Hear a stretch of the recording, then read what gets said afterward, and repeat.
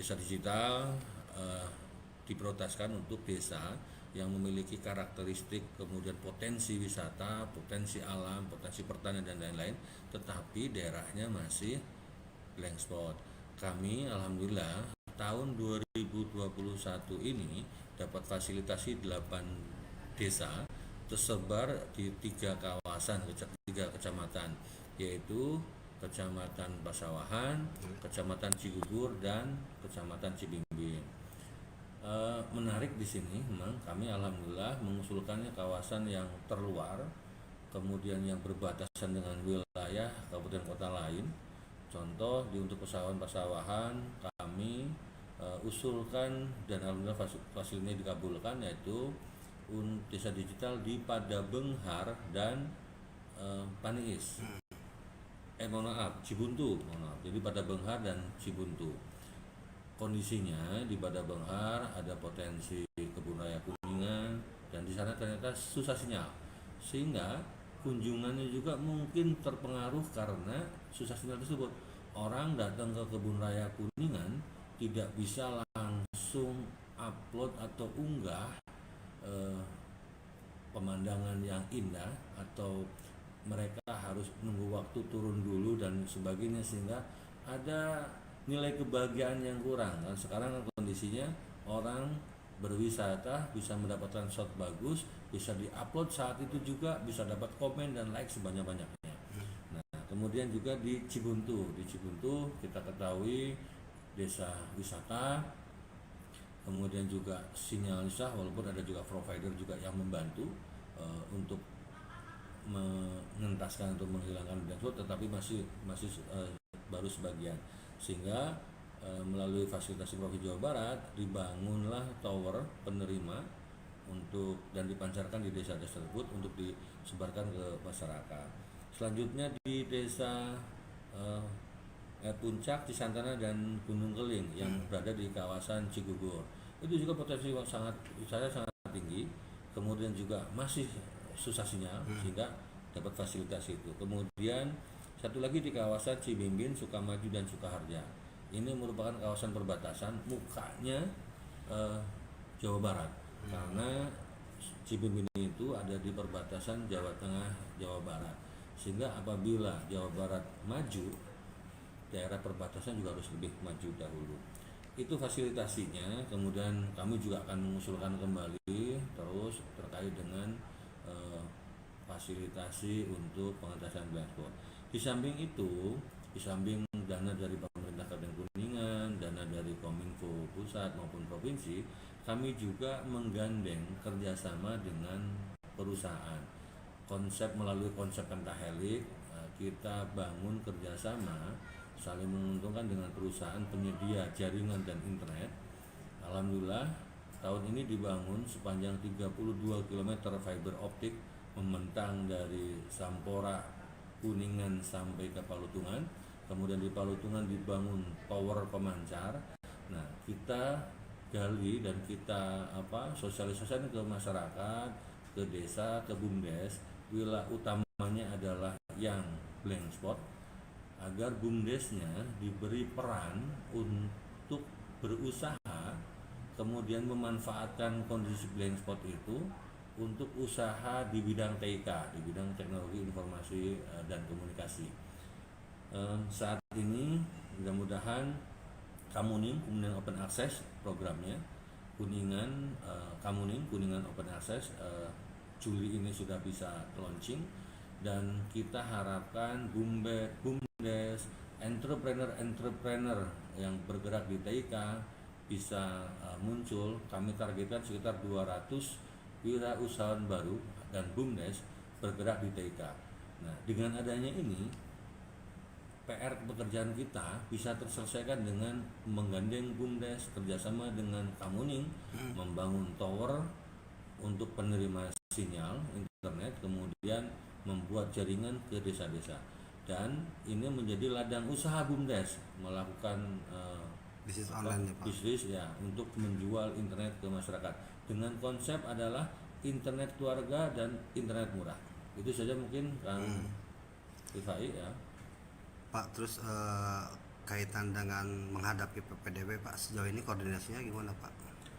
Terkait dengan PPDB, Ini kan harus memiliki sarana prasarana terutama jaringan internet itu Pak. ya. Jadi kalau terkait dengan pendaftaran online, alhamdulillah banyak kan juga kalau SMP itu ada di pusat kota, dan kami sudah cek juga sampai ke daerah Cineru itu sudah beberapa pada saat kemarin pandemi Marjala, kami juga dengan distrik sudah turun ke bawah dengan ke SMP. Alhamdulillah SMP sudah Siap berarti Pak dengan ya, jaringan. siap dengan proses itu. Kemudian juga sudah sudah tersedia sinyal. Walaupun tadi bukan dari Telkom penyedianya, tapi dari RT RW-net, dan itu sangat membantu juga di daerah-daerah yang atau mungkin dia pakai tower tersendiri seperti itu.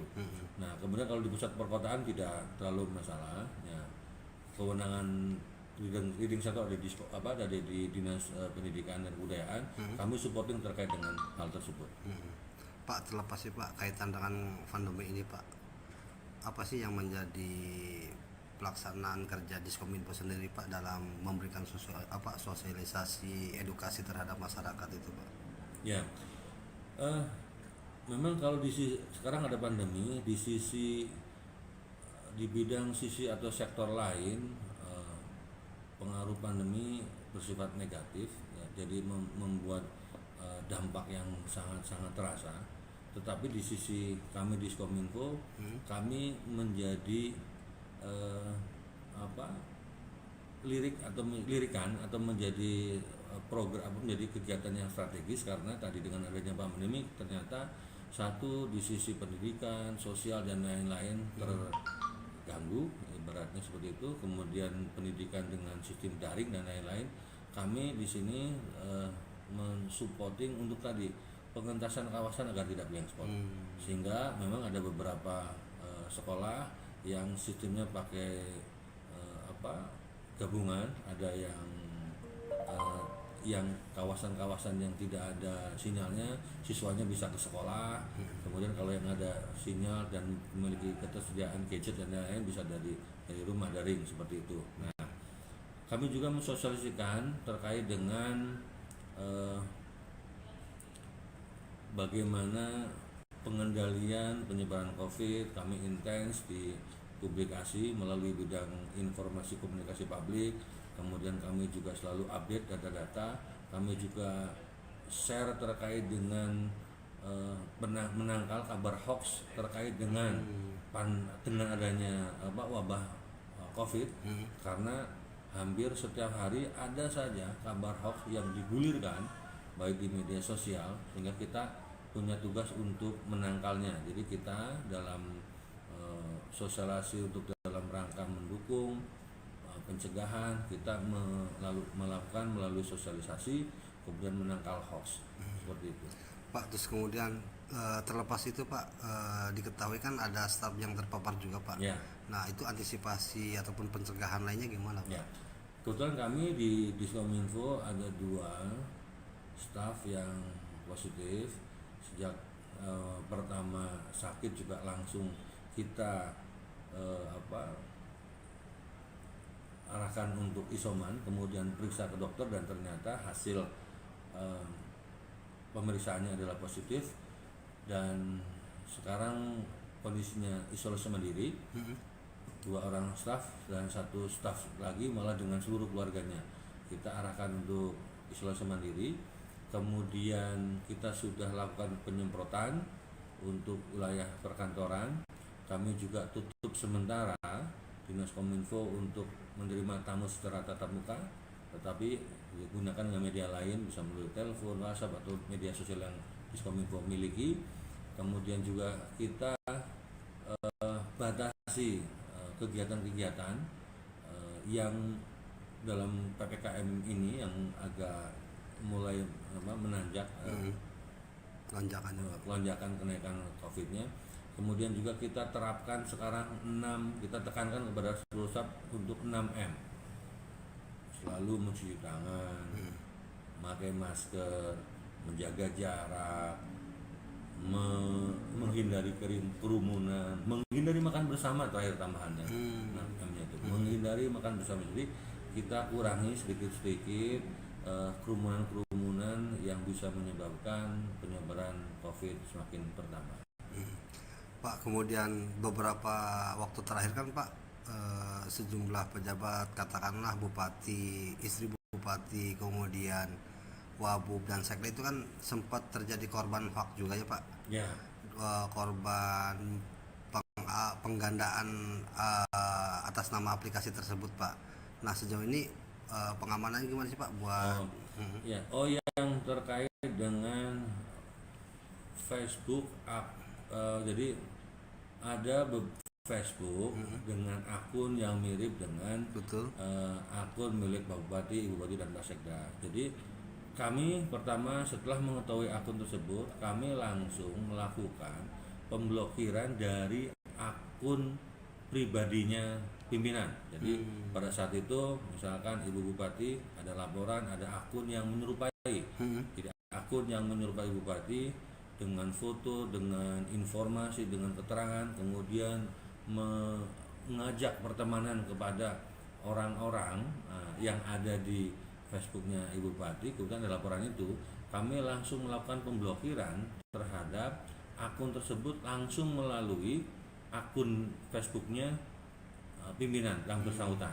Karena kalau kami juga sudah lakukan pemblokiran terhadap akun tersebut dari akun-akun milik pribadi, itu akan sangat lama, sehingga yang paling cepat adalah memblokir dengan melalui akun pimpinan tersebut. Kemudian kami langsung juga mensosialisasikan melalui website, melalui media sosial yang kita miliki terkait dengan pembajakan akun pembajakan akun tersebut. Dan alhamdulillah dengan bantuan seluruh pihak, masyarakat, media membantu untuk mensosialisasikan itu, sehingga harapannya meminimalisir adanya masyarakat yang tertipu terkait dengan akun tersebut. Walaupun ternyata memang tetap ada. Ini kita memang yang harus kita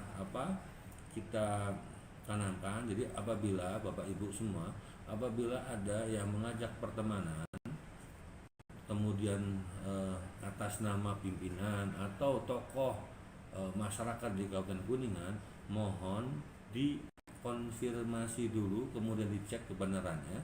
Apabila ada double, ya dipastikan satunya adalah akun cloning atau akun bentukan baru untuk maksud lain. Kita tidak tahu maksudnya seperti apa.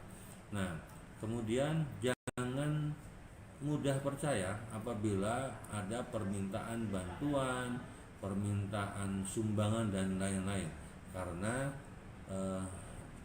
itu tidak jelas kebenarannya. Kemudian ada satu lagi juga yang berkembang, yang sekarang kami rasakan, kebetulan ada laporan dari masyarakat.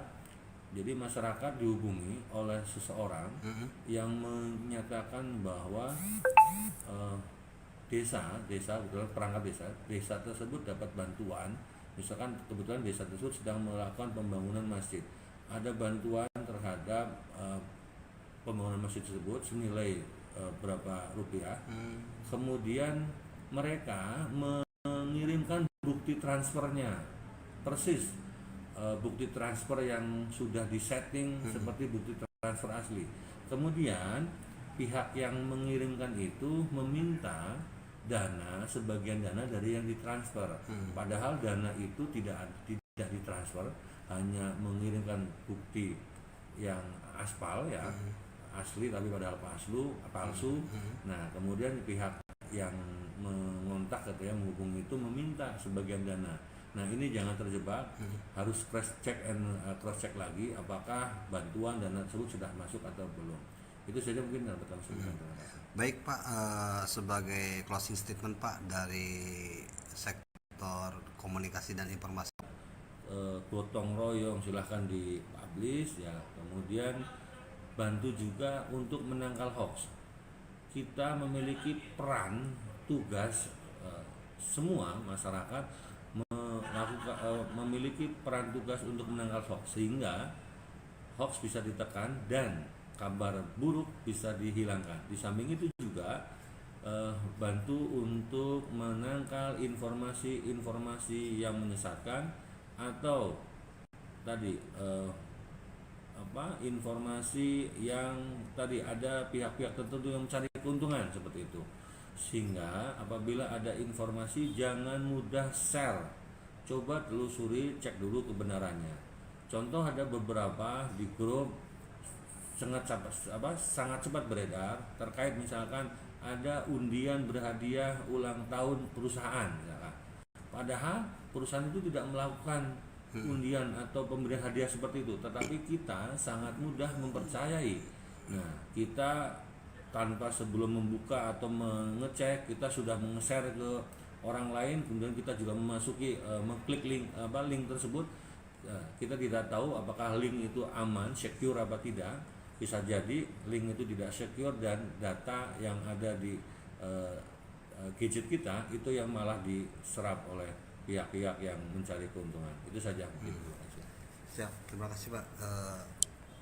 Ya Tribuners, kembali bersama saya Ahmad Ripai. Demikian tadi laporan sangat rinci dan detail mengenai blank spot di sejumlah daerah Kabupaten Kuningan, kemudian dengan kebijakan program Kadis Kominfo sendiri mengenai fiber optik dan meningkatkan jumlah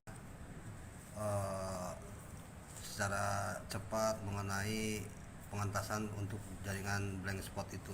Demikian Ahmad Ripai dari Kabupaten Kuningan.